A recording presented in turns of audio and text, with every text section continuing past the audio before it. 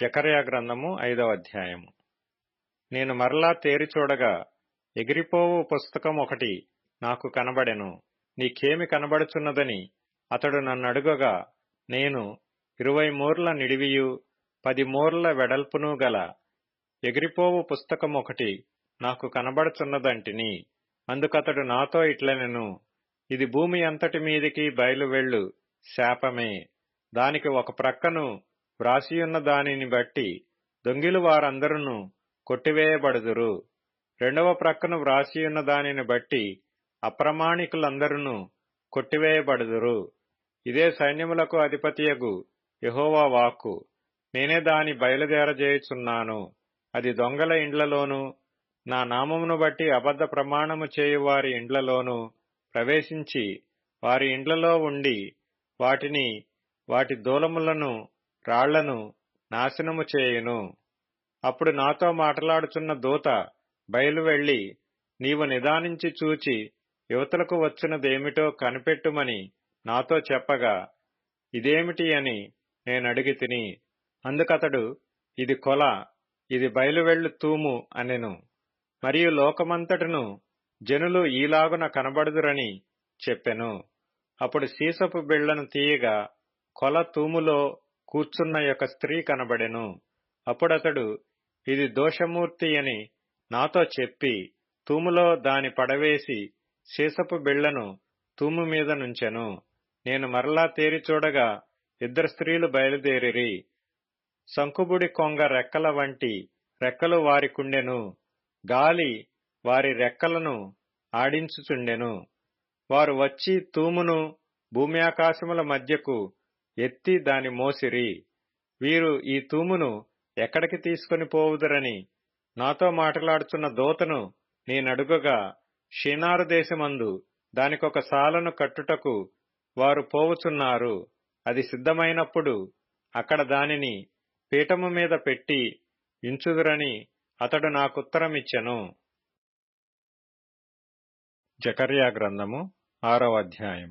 నేను మరలా తేరి చూడగా 2 పర్వతముల మధ్య నుండి 4 రథములు బయలుదేరుచుండెను. ఆ పర్వతములు ఇత్తడి పర్వతములై ఉండెను. మొదటి రథమునకు ఎర్రని గుర్రములు, రెండవ రథమునకు నల్లని గుర్రములు, మూడవ రథమునకు తెల్లని గుర్రములు, 4వ రథమునకు చుక్కలు చుక్కలు గల బలమైన గుర్రములుండెను. నా ఏలినవాడా, ఇవేమిటి అని నాతో మాట్లాడుచున్న దూతను నేనడుగగా, అతడు నాతో ఇట్లనెను, ఇవి సర్వలోకనాథుడగు యెహోవా సన్నిధిని విడిచి బయలువెళ్ళు ఆకాశపు చతుర్యాయువులు. నల్లని గుర్రములున్న రథము ఉత్తర దేశములోనికి పోవుచున్నది. తెల్లని గుర్రములున్న రథము వాటి వెంబడి పోవును. చుక్కలు చుక్కలు గల గుర్రములు గల రథము దక్షిణ దేశములోనికి పోవును. బలమైన గుర్రములు బయలువెళ్లి లోకమంతటా సంచరింప ప్రయత్నింపగా, పోయి లోకమందంతటా సంచరించుడని అతడు సెలవిచ్చెను. గనుక అవి లోకమందంతటా సంచరించుచుండెను. అప్పుడతడు నన్ను పిలిచి, ఉత్తర దేశములోనికి పోవు వాటిని చూడుము. అవి ఉత్తర దేశమందు నా ఆత్మను నెమ్మదిపరచునని నాతో అనెను. మరియు యెహోవా వాక్కు నాకు ప్రత్యక్షమై సెలవిచ్చినదేమనగా, చెరపట్టబడిన వారిలో బబులోను నుండి వచ్చిన హెల్దయు, టోబీయా, యెదాయా అనువారు జెఫన్యా కుమారుడగు యోషీయా ఇంట దిగియున్నారు. వారు చేరిన దినముననే నీవు ఆ ఇంటికి పోయి వారినడిగి వెండి బంగారములను తీసుకొని కిరీటము చేసి ప్రధాన యాజకుడును యెహోజాదా కుమారుడునైన యెహోషువ తల మీద ఉంచి అతనితో ఇట్లనము, సైన్యములకు అధిపతియగు యెహోవా సెలవిచ్చినదేమనగా, చిగురు అను ఒకడు కలడు. అతడు తన స్థలములో నుండి చిగుర్చును. అతడు యెహోవా ఆలయము కట్టును. అతడే యెహోవా ఆలయము కట్టును. అతడు ఘనత వహించుకొని సింహాసనాసీనుడై ఏలును. సింహాసనాసీనుడై అతడు యాజకత్వము చేయగా ఆ ఇద్దరికీ సమాధానకరమైన యోచనలు కలుగును.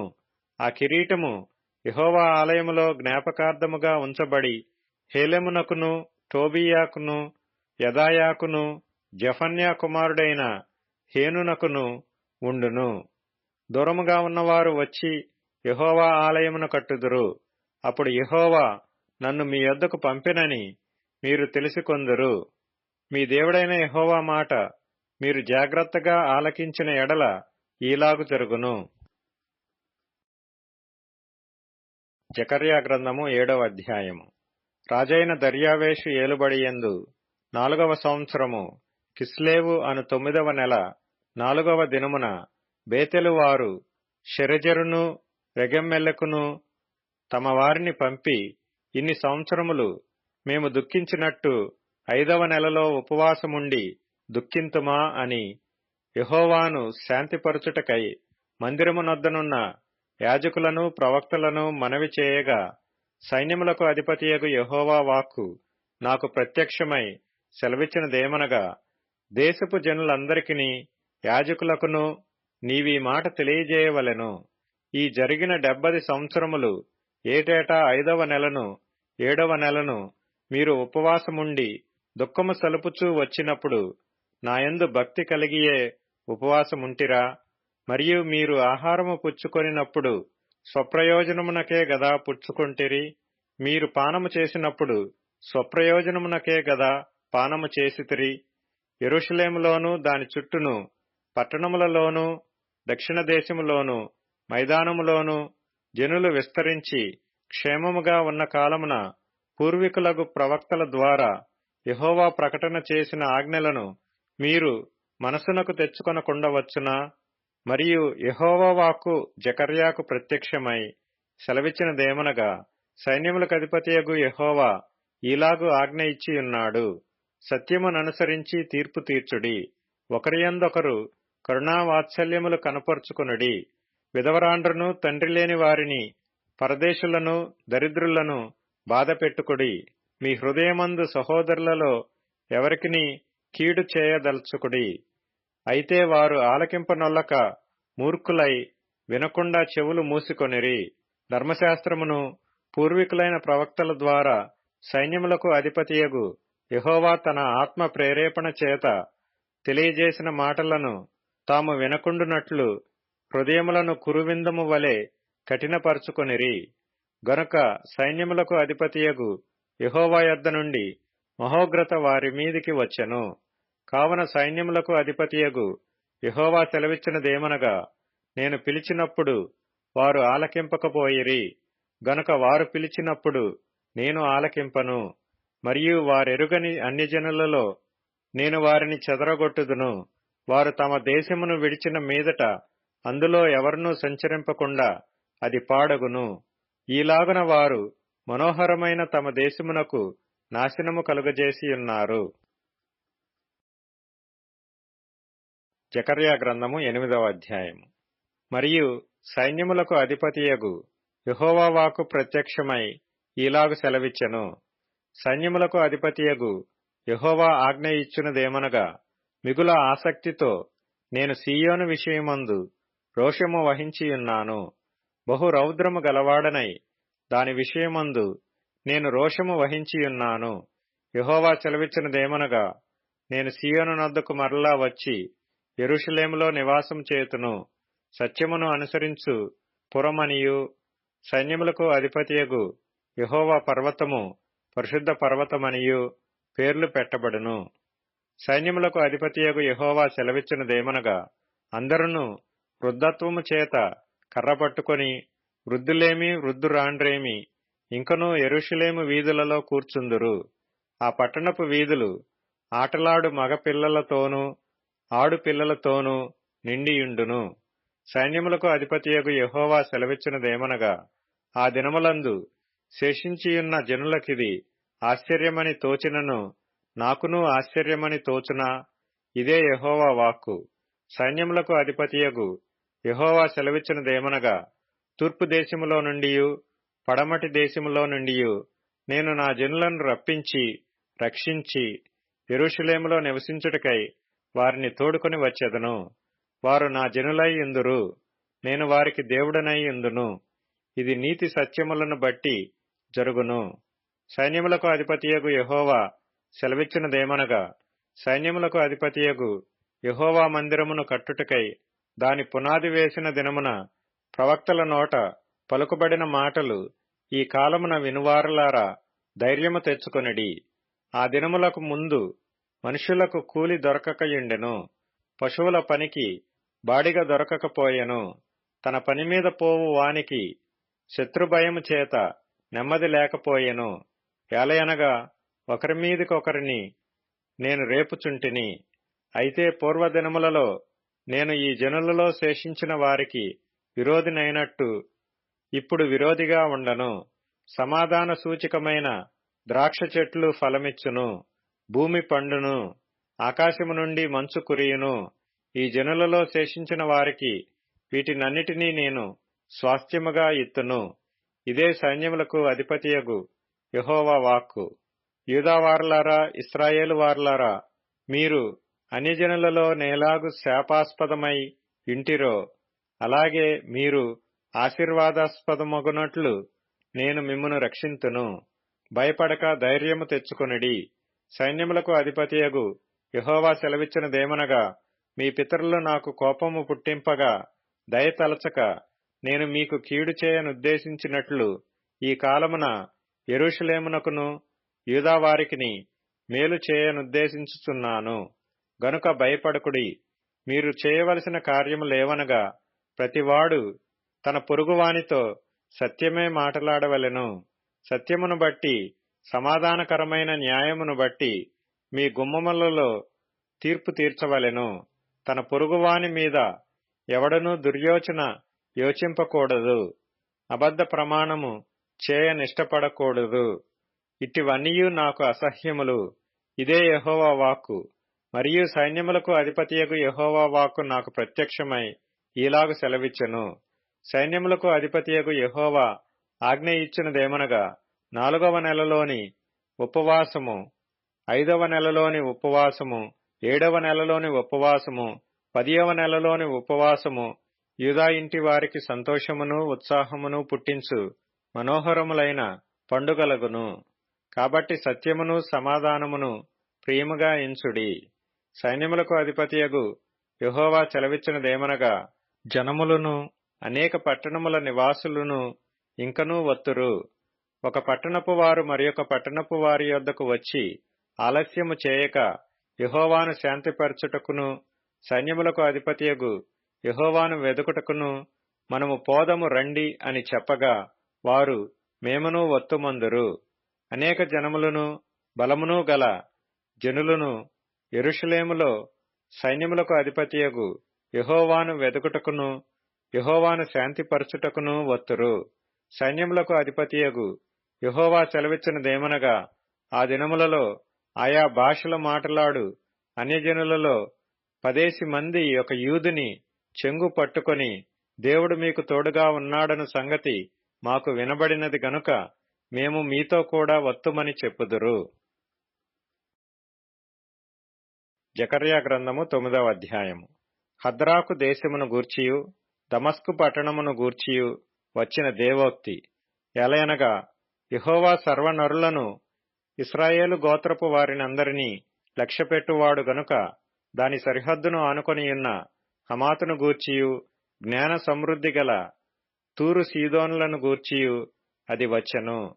తూరు పట్టణపు వారు ప్రాకారము గల కోటను కట్టుకొని ఇసుక రేణువులంత విస్తారముగా వెండిని, వీధులలోని కసువంత విస్తారముగా సువర్ణమును సమకూర్చుకొనిరి.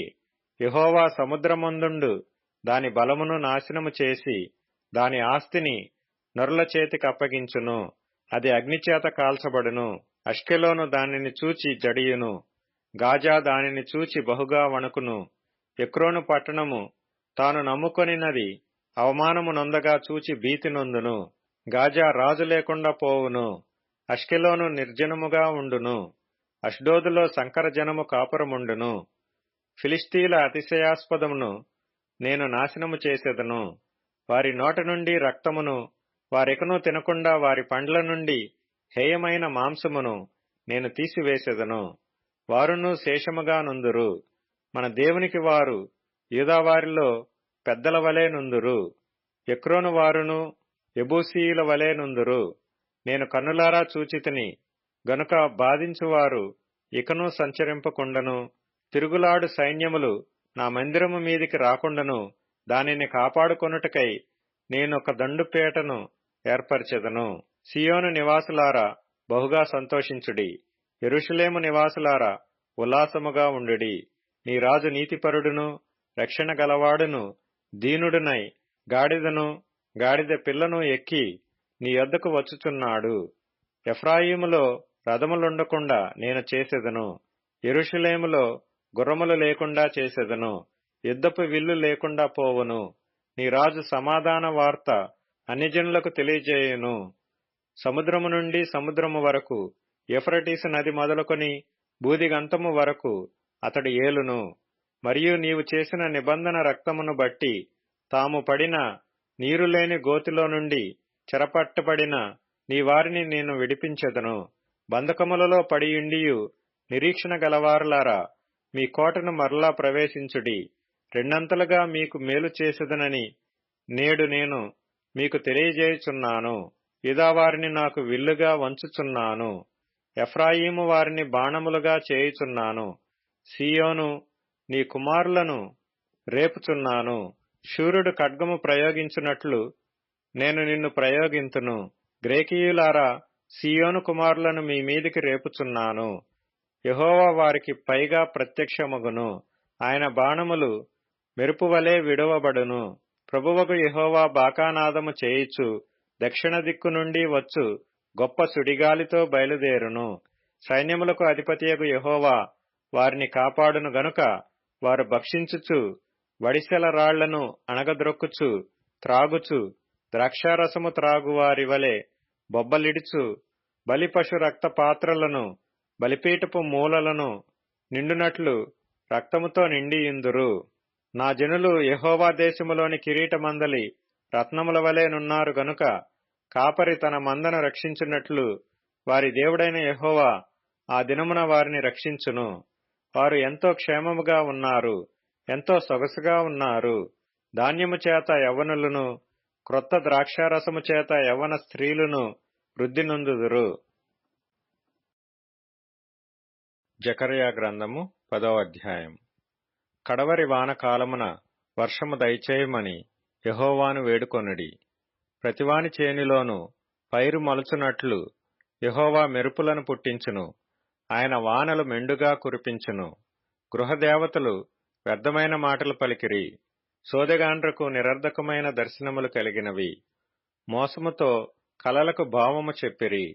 మాయగల భావములు చెప్పి ఓదార్చిరి.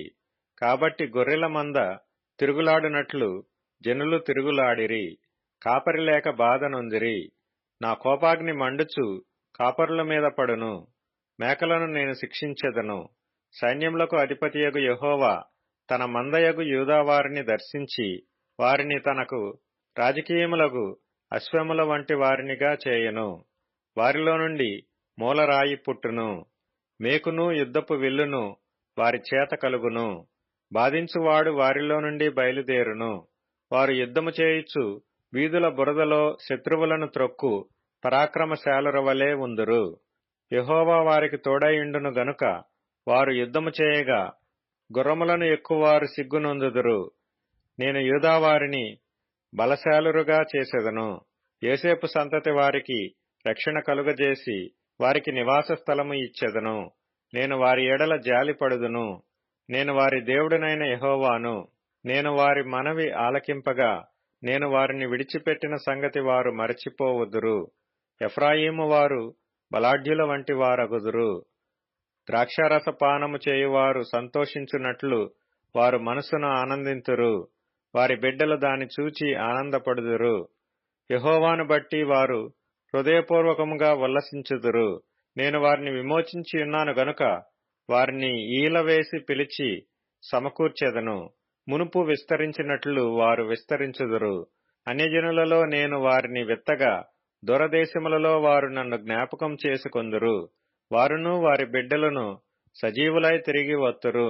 ఐగుప్తు దేశములో నుండి వారిని మరలా రప్పించి అష్షూరు దేశములో నుండి సమకూర్చి ఎక్కడను చోటు చాలనంత విస్తారముగా గిలాదు దేశములోనికిని లెబానోను దేశములోనికిని వారిని తోడుకొని వచ్చెదను. యెహోవా దుఃఖ సముద్రమును దాటి సముద్ర తరంగములను అణిచివేయును. నైలు నది యొక్క లోతైన స్థలములను ఆయన ఎండజేయును. అష్షూరీయుల అతిశయాస్పదము కొట్టివేయబడును. ఐగుప్తీయులు రాజదండమును పోగొట్టుకొందురు. నేను వారిని యెహోవా యందు బలశాలురుగా చేయుదును. ఆయన నామము స్మరించుచు వారు వ్యవహరింతురు. ఇదే యెహోవా వాక్కు. జకర్యా గ్రంథము 11వ అధ్యాయము. లెబానోను అగ్ని వచ్చి నీ దేవదారు వృక్షములను కాల్చివేయినట్లు నీ ద్వారములను తెరువుము. దేవదారు వృక్షములు కూలెను, వృక్షరాజములు పాడైపోయెను. సరళ వృక్షములారా అంగలార్చుడి, చిక్కని అడవి నరకబడెను. సింధూర వృక్షములారా అంగలార్చుడి, గొర్రెబోయల రోదన శబ్దము వినబడుచున్నది. యాలయనగా వారి అతిశయాస్పదము లయమాయెను. కొదమసింహముల గర్జనము వినబడుచున్నది. యాలయనగా యొర్దాను యొక్క మహారణ్యము పాడైపోయెను. నా దేవుడైన యెహోవా సెలవిచ్చినదేమనగా, వధకేర్పడిన గొర్రెల మందను మేపుము. వాటిని కొనువారు వాటిని చంపియు నిరపరాధులమని అనుకొందురు. వాటిని అమ్మిన వారు మాకు బహుద్రవ్యము దొరుకుచున్నది, యెహోవాకు స్తోత్రమని చెప్పుకొందురు. వాటిని కాయువారు వాటి ఎడల కనికరము చూపరు. ఇదే యెహోవా వాక్కు. నేనికను దేశ నివాసులను కనికరింపక ఒకరి చేతికి ఒకరిని, వారి రాజు చేతికి వారినందరినీ అప్పగింతును. వారు దేశమును నాశనము చేయగా వారి చేతిలో నుండి నేనెవరినీ విడిపింపను. కాబట్టి నేను సౌందర్యమనునట్టియు బంధకమనునట్టియు 2 కర్రలు చేత పట్టుకొని వధకేర్పడిన గొర్రెలను, ముఖ్యముగా వాటిలో మిక్కిలి బలహీనమైన వాటిని మేపుచూ వచ్చితిని. 1 నెలలోగా కాపరులలో 3 సంహరించితిని. ఎలయనగా నేను వారి విషయమై సహనము లేనివాడను కాగా వారు నా విషయమై ఆయాసపడిరి. కాబట్టి నేనికను మిమ్మును కాపు కాయను. చచ్చునది చావవచ్చును, నశించునది నశింపవచ్చును, మిగిలినవి ఒకదాని మాంసము ఒకటి తినవచ్చును అని చెప్పి సౌందర్యమును కర్రను తీసుకొని జనులందరితో నేను చేసిన నిబంధనను భంగము చేయనట్లు దానిని విరిచితిని. అది విరువబడిన దినమున నేను చెప్పినది యెహోవా వాక్కు అని మందలో బలహీనములై నన్ను కనిపెట్టుకొనియున్న గొర్రెలు తెలుసుకొనెను. మీకు అనుకూలమైన ఎడల నా కూలి నాకియ్యుడి, లేని ఎడల మానివేయుడని నేను వారితో అనగా వారు నా కూలికై 30 తులముల వెండి తూచి ఇచ్చిరి. యెహోవా ఎంతో అబ్బురముగా వారు నాకేర్పరిచిన క్రయధనమును కుమ్మరికి పారవేయుమని నాకు ఆజ్ఞ ఇయ్యగా నేను ఆ 30 తులముల వెండిని తీసుకుని యెహోవా మందిరములో కుమ్మరికి పారవేసితిని. అప్పుడు బంధకమనునట్టి నా 2వ కర్రను తీసుకుని యూదావారికిని ఇశ్రాయేలు వారికిని కలిగిన సహోదర బంధమును భంగము చేయునట్లు దాని విరిచితిని. అప్పుడు యెహోవా నాకు సెలవిచ్చినదేమనగా, ఇప్పుడు బుద్ధి లేని యొక్క కాపరి పనిముట్లను తీసుకొమ్ము. ఎలయనగా దేశమందు నేనొక కాపరిని నియమింపబోచున్నాను. అతడు నశించుచున్న గొర్రెలను కనిపెట్టడు, చెదరిపోయిన వాటిని వెదకడు, విరిగిపోయిన దాని బాగుచేయడు, పుష్టిగా ఉన్న దాని కాపు కాయడు, గాని క్రొవ్విన వాటి మాంసమును భక్షించుచు వాటి డెక్కలను తుత్తునీయులుగా చేయుచుండును. మందను విడనాడు పనికిమాలిన కాపరికి శ్రమ. అతని చెయ్యియు కుడి కన్నును తెగవేయబడును. అతని చెయ్యి బొత్తిగా ఎండిపోవును. అతని కుడి కంటికి దృష్టి బొత్తిగా తప్పును. సామెతల గ్రంథం 30వ అధ్యాయము. దేవోక్తి అనగా యాకే కుమారుడైన అగూరు పలికిన మాటలు. ఆ మనుష్యుడు ఇతీయేలునకును ఉక్కాలునకును చెప్పిన మాట.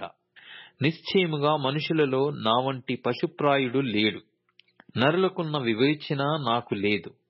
నేను జ్ఞానాభ్యాసము చేసి కొన్నవాడను కాను, పరిశుద్ధ దేవుని గూర్చిన జ్ఞానము పొందలేదు. ఆకాశమునకెక్కి మరల దిగినవాడెవడు? తన పిడికిళ్లతో గాలిని పట్టుకున్నవాడెవడు? బట్టలో నీళ్లు మూటకట్టినవాడెవడు? భూమి యొక్క దిక్కులన్నిటినీ స్థాపించిన వాడెవడు? ఆయన పేరేమో, ఆయన కుమారుని పేరేమో నీకు తెలిసియున్నదా? దేవుని మాటలన్నీయు పుటము పెట్టబడినవే, ఆయనను ఆశ్రయించు వారికి ఆయన కేడెము. ఆయన మాటలతో ఏమీయు చేర్చకము. ఆయన నిన్ను గద్దించునేమో, అప్పుడు నీవు అబద్ధికుడవగుదువు. దేవా, నేను నీతో 2 మనవులు చేసుకొనుచున్నాను. నేను చనిపోకముందు వాటిని నాకనుగ్రహింపుము. వ్యర్థమైన వాటిని, అబద్ధములను నాకు దూరముగా నుంచుము. పేదరికమునైనను ఐశ్వర్యమునైనను నాకు దయచేయకుము. తగినంత ఆహారము నాకు అనుగ్రహింపుము. ఎక్కువైన ఎడల నేను కడుపు నిండిన వాడనై నిన్ను విసర్జించి యెహోవా ఎవడని అందునేమో, లేక బీదనై దొంగిలి నా దేవుని నామమును దూషింతునేమో. దాసుని గూర్చి వాని యజమానునితో కొండెములు చెప్పకుము, వాడు నిన్ను శపించును. ఒకవేళ నీవు శిక్షార్హుడవగుదువు. తన తండ్రిని శపించుచు తల్లిని దీవించని తరము కలదు. తమ దృష్టికి తాము శుద్ధులై తమ మాలిన్యము నుండి కడగబడని వారి తరము కలదు. కన్నులు నెత్తికి వచ్చిన వారి తరము కలదు. వారి కనురెప్పలు ఎంత పైకెత్తబడి ఉన్నవి. దేశములో ఉండుటకు వారు దరిద్రులను మృంగునట్లును, మనుషులలో ఉండకుండా బీదలను నశింపజేయునట్లును, ఖడ్గము వంటి పళ్ళును, కత్తుల వంటి దవడ పళ్ళును గలవారి తరము కలదు. జలగకు ఇమ్ము ఇమ్ము అను కూతురులిద్దరు కలరు. తృప్తి పడనివి 3 కలవు, చాలును అని పలకనివి 4 కలవు. అవేవనగా పాతాళము, కనని గర్భము, నీరు చాలును అనని భూమి, చాలును అనని అగ్ని. తండ్రిని అపహసించి తల్లి మాట విననొల్లని వాని కన్ను లోయకాకులు పీకును. పక్షిరాజు పిల్లలు దానిని తినును. నా బుద్ధికి మించినవి 3 కలవు, నేను గ్రహింపలేనివి 4 కలవు. అవేవనగా అంతరిక్షమున పక్షిరాజు జాడ, బండమీద సర్పము జాడ, నడి సముద్రమున ఓడ నడుచు జాడ, కన్యకతో పురుషుని జాడ. జారిని యొక్క చర్యయును అట్టిదే. అది తిని నోరు తుడుచుకొని, నేను ఏ దోషము ఎరగనను. భూమిని వణికించునవి 3 కలవు, అది మోయలేనివి 4 కలవు. అవేవనగా రాజరికమునకు వచ్చిన దాసుడు, కడుపు నిండా అన్నము కలిగిన మూర్ఖుడు, కుంటకురాలయ్యుండి పెళ్లి అయిన స్త్రీ, యజమానురాలికి హక్కుదారురాలైన దాసి. భూమి మీద చిన్నవి 4 కలవు, అయినను అవి మిక్కిలి జ్ఞానము గలవి. చీమలు బలములేని జీవులు, అయినను అవి వేసవిలో తమ ఆహారమును సిద్ధపరచుకొనును. చిన్న కుందేళ్లు బలములేని జీవులు, అయినను అవి పేట సందులలో నివాసములు కల్పించుకొనును. మిడతలకు రాజు లేడు, అయినను అవన్నీయు పంక్తులు తీరి సాగిపోవును. బల్లిని చేతితో నీవు పట్టుకొనగలవు, అయినను రాజుల గృహములలో అది యుండును. డంబముగా నడుచునవి 3 కలవు, ఠీవితో నడుచునవి 4 కలవు. అవేవనగా ఎల్ల మృగములలో పరాక్రమము గలదై ఎవనికైనా భయపడి వెనుకకు తిరగని సింహము, షోనంగి కుక్క, మేకపోతు, తన సైన్యమునకు ముందు నడుచున్న రాజు. నీవు బుద్ధిహీనుడవై అతిశయపడి యుండిన ఎడల, కీడు యోచించి యుండిన ఎడల, నీ చేతితో నోరు మూసుకొనుము. పాలు తరచగా వెన్న పుట్టును, ముక్కు పిండగా రక్తము వచ్చును, కోపము రేపగా కలహము పుట్టును. యోహాను రాసిన ప్రకటన గ్రంథము 18వ అధ్యాయము. అటు తరువాత మహాధికారము గల వేరొక దూత పరలోకము నుండి దిగివచ్చుట చూచితిని. అతని మహిమ చేత భూమి ప్రకాశించెను. అతడు గొప్ప స్వరముతో ఆర్భటించి ఇట్లనెను, మహాబబులోను కూలిపోయెను, కూలిపోయెను. అది దయ్యములకు నివాస స్థలమును, ప్రతి అపవిత్రాత్మకు ఉనికి పట్టును, అపవిత్రమును అసహ్యమునైన ప్రతి పక్షికి ఉనికి పట్టును ఆయను. ఏలయనగా సమస్తమైన జనములు మోహోద్రేకముతో కూడిన దాని వ్యభిచార మద్యమును త్రాగి పడిపోయిరి. భూరాజులు దానితో వ్యభిచరించిరి. భూలోకమందలి వర్తకులు దాని సుఖభోగముల వలన ధనవంతులైరి. మరియు ఇంకొక స్వరము పరలోకములో నుండి ఈలాగు చెప్పగా వింటిని, నా ప్రజలారా, మీరు దాని పాపములలో పాలివారు కాకుండునట్లును, దాని తెగుళ్లలో ఏదియు మీకు ప్రాప్తింపకుండునట్లును దానిని విడిచి రండి. దాని పాపములు ఆకాశమునంటుచున్నవి. దాని నేరములను దేవుడు జ్ఞాపకము చేసుకొని ఉన్నాడు. అది ఇచ్చిన ప్రకారము దానికి ఇయ్యుడి. దాని క్రియల చొప్పున దానికి రెట్టింపు చేయుడి. అది కలిపిన పాత్రలో దాని కొరకు రెండంతలు కలిపి పెట్టుడి. అది నేను రాణినిగా కూర్చుండుదానను, నేను విధవరాలను కాను, దుఃఖము చూడనే చూడనని తన మనస్సులో అనుకొనెను గనుక అది తన్ను తాను ఎంతగా గొప్ప చేసుకొని సుఖభోగములను అనుభవించెనో అంతగా వేదనను దుఃఖమును దానికి కలుగజేయుడి. అందుచేత ఒక్క దినముననే దాని తెగుళ్ళు అనగా మరణమును దుఃఖమును కరవును వచ్చును. దానికి తీర్పు తీర్చుచున్న దేవుడైన ప్రభువు బలిష్ఠుడు కనుక అది అగ్నిచేత బొత్తిగా కాల్చివేయబడును. దానితో వ్యభిచారము చేసి సుఖభోగములను అనుభవించిన భూరాజులు దాని బాధ చూచి భయాక్రాంతులై దూరమున నిలవబడి దాని దహన ధూమమును చూచినప్పుడు దాని విషయమై రొమ్ము కొట్టుకొనుచు ఏడ్చుచు, అయ్యో అయ్యో బబులోను మహాపట్టణమా, బలమైన పట్టణమా, ఒక్క గడియలోనే నీకు తీర్పు వచ్చెను గదా అని చెప్పుకొందరు. లోకములోని వర్తకులను ఆ పట్టణమును చూచి ఏడ్చుచు తమ సరకులను అనగా బంగారు, వెండి, రత్నములు, ముత్యములు, సన్నపు నారబట్టలు, ఊదారంగు బట్టలు, పట్టుబట్టలు, రక్తవర్ణపు బట్టలు మొదలైన సరకులను, ప్రతి విధమైన దబ్బమ్రానును, ప్రతి విధమైన దంతపు వస్తువులను, మిక్కిలి విలువగల కర్ర, ఇత్తడి, ఇనుము, చలువరాళ్ళు మొదలైన వాటితో చేయబడిన ప్రతి విధమైన వస్తువులను, దాల్చిన చెక్క, ఓమము, ధూపద్రవ్యములు, అత్తరు, సాంబ్రాణి, ద్రాక్షారసము, నూనె, మెత్తని పిండి, గోధుమలు, పశువులు, గొర్రెలు మొదలగు వాటిని, గుర్రములను, రథములను, దాసులను, మనుషుల ప్రాణములను ఇక మీదట ఎవడును కొనడు. నీ ప్రాణమునకు ఇష్టమైన ఫలములు నిన్ను విడిచిపోయెను. రుచ్యమైనవన్నీయు దివ్యమైనవన్నీయు నీకు దొరకకుండా నశించిపోయినవి. అవి ఇక మీదట కనబడనే కనబడవని చెప్పుకొనుచు దాని గూర్చి దుఃఖపడుదురు. ఆ పట్టణము చేత ధనవంతులైన ఈ సరకుల వర్తకులు ఏడ్చుచు దుఃఖపడుచు, అయ్యో అయ్యో, సన్నపు నారబట్టలను, ధూమ్ర రక్తవర్ణపు వస్త్రములను ధరించుకొని బంగారముతోనూ రత్నములతోనూ ముత్యములతోనూ అలంకరింపబడిన మహాపట్టణమా, ఇంత ఐశ్వర్యము ఒక్క గడియలోనే పాడైపోయెనే అని చెప్పుకొనుచు దాని బాధను చూచి భయాక్రాంతులై దూరముగా నిలుచుందురు. ప్రతి నావికుడును, ఎక్కడికైనను సబురు చేయు ప్రతివాడును, ఓడవారును, సముద్రము మీద పనిచేసి జీవనము చేయు వారందరూ దూరముగా నిలిచి దాని దహన ధూమమును చూచి ఈ మహాపట్టణముతో సమానమైనదేది అని చెప్పుకొనుచు కేకలు వేసి తమ తలల మీద దుమ్ము పోసుకొని ఏడ్చుచు దుఃఖించుచు, అయ్యో అయ్యో, ఆ మహాపట్టణము, అందులో సముద్రము మీద ఓడలు గల వారందరూ దాని అందలి అధిక వ్యయము చేత ధనవంతులైరి, అది ఒక్క గడియలో పాడైపోయెనే అని చెప్పుకొనుచు కేకలు వేయుచుండిరి. పరలోకమా, పరిశుద్ధులారా, అపోస్తలులారా, ప్రవక్తలారా, దాని గూర్చి ఆనందించుడి. ఏలయనగా దాని చేత మీకు కలిగిన తీర్పుకు ప్రతిగా దేవుడు ఆ పట్టణమునకు తీర్పు తీర్చి ఉన్నాడు. తరువాత బలిష్ఠుడైన ఒక దూత గొప్ప తిరుగటి రాతి వంటి రాయి ఎత్తి సముద్రంలో పడవేసి, ఈలాగు మహాపట్టణమైన బబులోను వేగముగా పడద్రోయబడి ఇక ఎన్నటికిని కనబడకపోవును. నీ వర్తకులు భూమి మీద గొప్ప ప్రభువులై ఉండిరి. జనములన్నయు నీ మాయమంత్రముల చేత మోసపోయిరి. కావున వైనికుల యొక్కయు గాయకుల యొక్కయు పిల్లన గ్రోవి ఊదువారి యొక్కయు బూరలు ఊదువారి యొక్కయు శబ్దము ఇక ఎన్నడును నీలో వినబడదు.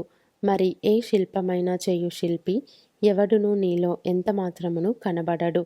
తిరుగటి ధ్వని ఇక ఎన్నడును నీలో వినబడదు. దీపపు వెలుగు నీలో ఇకను ప్రకాశింపనే ప్రకాశింపదు. పెండ్లి కుమారుని స్వరమును, పెండ్లి కుమార్తె స్వరమును నీలో ఇక ఎన్నడును వినబడవు అని చెప్పెను. మరియు ప్రవక్తల యొక్కయు పరిశుద్ధుల యొక్కయు భూమి మీద వధింపబడిన వారందరి యొక్కయు రక్తము ఆ పట్టణములో కనబడెననెను. యోహాను వ్రాసిన ప్రకటన గ్రంథము 19వ అధ్యాయము. అటు తరువాత బహుజనుల శబ్దము వంటి గొప్ప స్వరము పరలోకమందు ఈలాగు చెప్పగా వింటిని, ప్రభువును స్తుతించుడి, రక్షణ, మహిమ, ప్రభావములు మన దేవునికే చెల్లును. ఆయన తీర్పులు సత్యములను న్యాయములునై ఉన్నవి. తన వ్యభిచారముతో భూలోకమును చెరిపిన గొప్ప వేషకు ఆయన తీర్పు తీర్చి తన దాసుల రక్తమును బట్టి దానికి ప్రతిదండన చేసెను. మరి రెండవసారి వారు ప్రభువును స్తుతించుడి అనిరి. ఆ పట్టణపు పొగ యుగయుగములు పైకి లేచుచున్నది. అప్పుడు ఆ 24 పెద్దలును 4 జీవులును సాగిలపడి ఆమెన్, ప్రభువును స్తుతించుడి అని చెప్పుచు సింహాసనాసీనుడగు దేవునికి నమస్కారము చేసిరి. మరియు మన దేవుని దాసులారా, ఆయనకు భయపడు వారలారా, కొద్దివారేమి గొప్పవారేమి, మీరందరూ ఆయనను స్తుతించుడి అని చెప్పుచున్న యొక్క స్వరము సింహాసనమునొద్ద నుండి వచ్చెను. అప్పుడు గొప్ప జనసమూహపు శబ్దమును, విస్తారమైన జలముల శబ్దమును, బలమైన ఉరుముల శబ్దమును పోలిన యొక్క స్వరము, సర్వాధికారియు ప్రభువునగు మన దేవుడు ఏలుచున్నాడు, ఆయనను స్తుతించుడి. గొర్రెపిల్ల వివాహోత్సవ సమయము వచ్చినది. ఆయన భార్య తన్ను తాను సిద్ధపరచుకొని ఉన్నది. గనుక మనము సంతోషపడి ఉత్సహించి ఆయనను మహిమపరచెదమని చెప్పగా వింటిని. మరియు ఆమె ధరించుకొనుటకు ప్రకాశములను నిర్మలములునైన సన్నపు నారబట్టలు ఆమెకియ్యబడెను. అవి పరిశుద్ధుల నీతిక్రియలు. మరియు అతడు నాతో ఈలాగు చెప్పెను, గొర్రెపిల్ల పెండ్లి విందుకు పిలువబడిన వారు ధన్యులని వ్రాయుము. మరియు ఈ మాటలు దేవుని యథార్థమైన మాటలని నాతో చెప్పెను.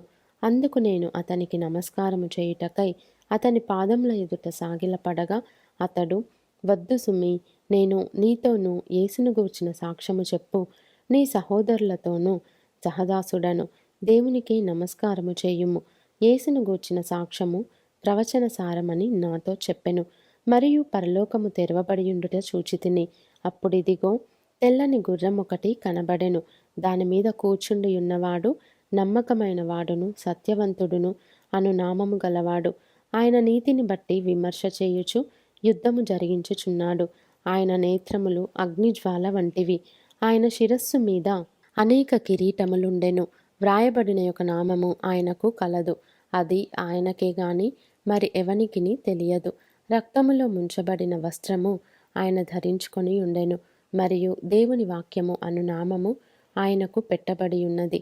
పరలోకమందున్న సేనలు శుభ్రమైన తెల్లని నారబట్టలు ధరించుకొని తెల్లని గుర్రములెక్కి ఆయనను వెంబడించుచుండిరి. జనములను కొట్టుటకై ఆయన నోట నుండి వాడిగల ఖడ్గము బయలువెడలుచున్నది. ఆయన ఇనుపదండముతో వారిని ఏలును. ఆయనే సర్వాధికారియగు దేవుని తీక్ష్ణమైన ఉగ్రత అను మద్యపు తొట్టి త్రొక్కును. రాజులకు రాజును ప్రభువులకు ప్రభువును అను నామము ఆయన వస్త్రము మీదను తొడ మీదను వ్రాయబడి ఉన్నది. మరియు ఒక దూత సూర్యబింబములో నిలిచియుండుట చూచితిని.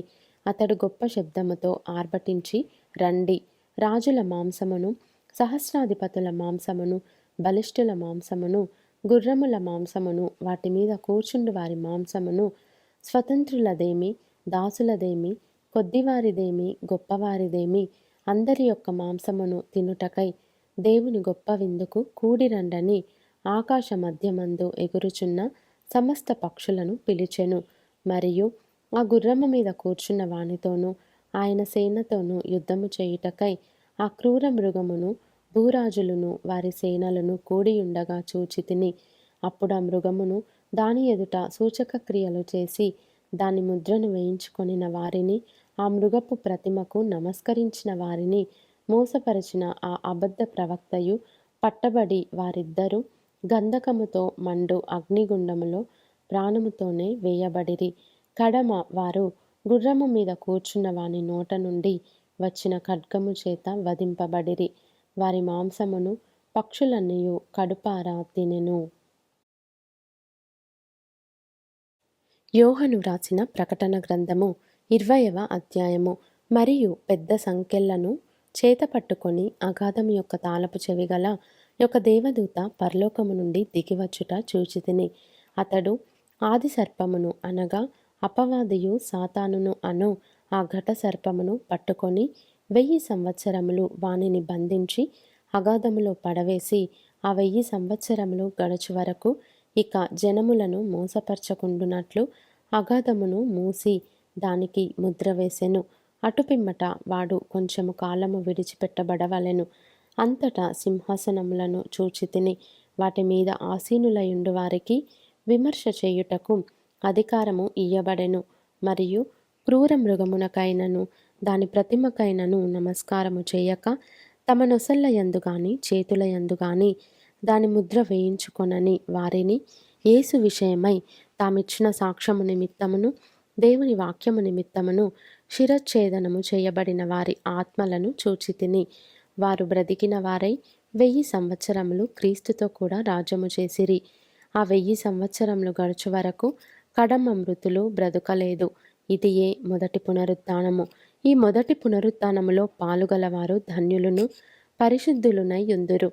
ఇట్టి వారి మీద రెండవ మరణమునకు అధికారము లేదు. వీరు దేవునికిని క్రీస్తుకును యాజకులై క్రీస్తుతో కూడా 1000 సంవత్సరములు రాజ్యము చేయుదురు.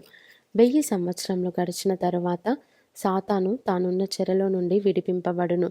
భూమి నలుదిశలయందుండు జనములను లెక్కకు సముద్రపు ఇసుకవలె ఉన్న గోగు మాగోగు అను వారిని మోసపరచి వారిని యుద్ధమునకు పోగు చేయుటకై వాడు బయలుదేరును. వారు భూమి అందంతటా వ్యాపించి పరిశుద్ధుల శిబిరమును ప్రియమైన పట్టణమును ముట్టడి వేయగా పరలోకములో నుండి అగ్ని దిగివచ్చి వారిని దహించెను. వారిని మోసపర్చిన అపవాది అగ్నిగంధకములు గల గుండములో పడవేయబడెను. అచ్చట ఆ క్రూర మృగమును అబద్ధ ప్రవక్తయు ఉన్నారు. వారు యుగయుగములు రాత్రింబగళ్ళు బాధింపబడుదురు. మరియు ధవలమైన మహాసింహాసనమును దాని యందు ఆసీనుడయున్న యొకనిని చూచితిని. భూమ్యాకాశములు ఆయన సముఖము నుండి పారిపోయెను. వాటికి నిలువ చోటు కనబడకపోయెను. మరియు గొప్పవారేమి కొద్దివారేమి మృతులైన వారందరూ ఆ సింహాసనము ఎదుట నిలువబడియుండుట చూచితిని. అప్పుడు గ్రంథములు విప్పబడెను. మరియు జీవ గ్రంథమును వేరొక గ్రంథము విప్పబడెను. ఆ గ్రంథముల యందు వ్రాయబడియున్న వాటిని బట్టి తమ క్రియల చొప్పున మృతులు తీర్పు పొందిరి. సముద్రము తనలో ఉన్న మృతులను అప్పగించెను. మరణమును పాతాళ లోకమును వాటి వశముననున్న మృతులను అప్పగించెను. వారిలో ప్రతివాడు తన క్రియల చొప్పున తీర్పు పొందెను. మరణమును మృతుల లోకమును అగ్నిగుండములో పడవేయబడెను. ఈ అగ్నిగుండము రెండవ మరణము. ఎవని పేరైనను జీవగ్రంథమందు వ్రాయబడినట్టు కనబడని ఎడల వాడు అగ్నిగుండములో పడవేయబడెను.